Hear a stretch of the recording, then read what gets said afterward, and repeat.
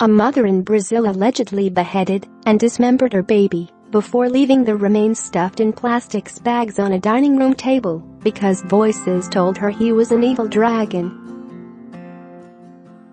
Domingos Carvalho, 40, decapitated her 17-month-old son. Voices ordered her to kill the child because if she didn't he would turn into an evil dragon and eat people, police claimed.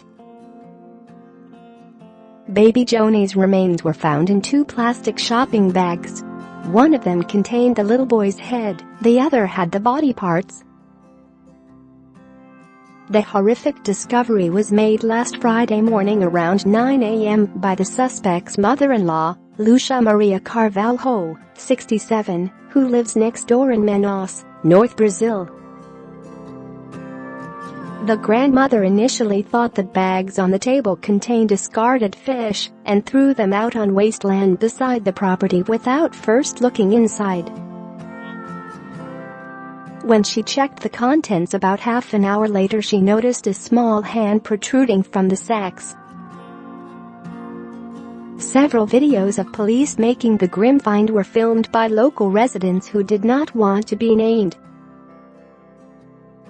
Footage shows forensic officers, in full view of a crowd gathered to watch, piecing together the dismembered parts, inspecting the body and taking photographic evidence. The alleged child murderer was reportedly found by police at 6 p.m. the same day following a tip-off.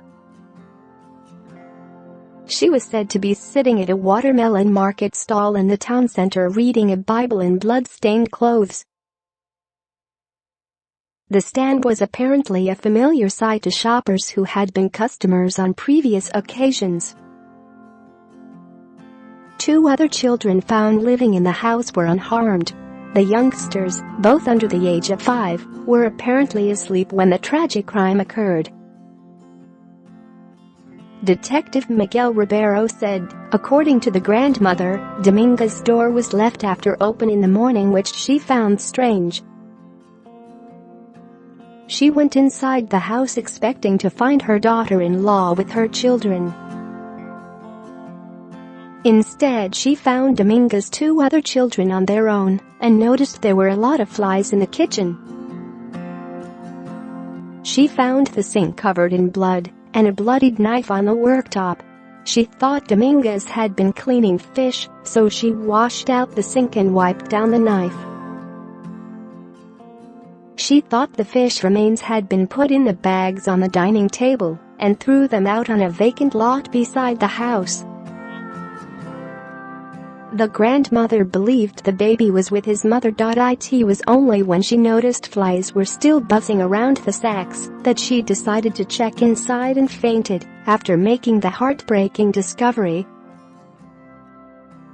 Her teenage foster daughter heard her screams before she passed out and called police upon opening the bags.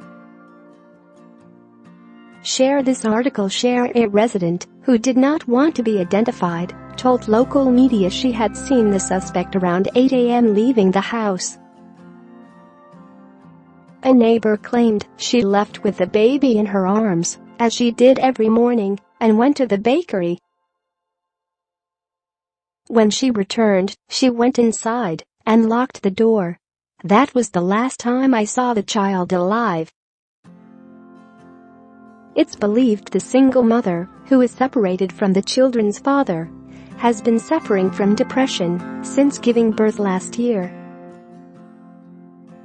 She had allegedly been prescribed medication, but had stopped taking the drugs 3 months ago and reportedly refused help from relatives. Her state of mind could have led to a mental health crisis, investigators said. Tearful neighbors who knew the mom of 3 described her as a good woman and loving mother who was very religious but was going through some tough times. Ribeiro added, when we arrested the suspect, she said she believed the blood on her dress was from her menstruation. But then she claimed she had killed her son. She appeared very calm as she told us, but it was delivered in disjointed answers, as if she was in a trance. She claimed she had been told to do so by voices because her child was an evil dragon and she needed to take the boy's life to prevent him from doing harm to her and from eating others.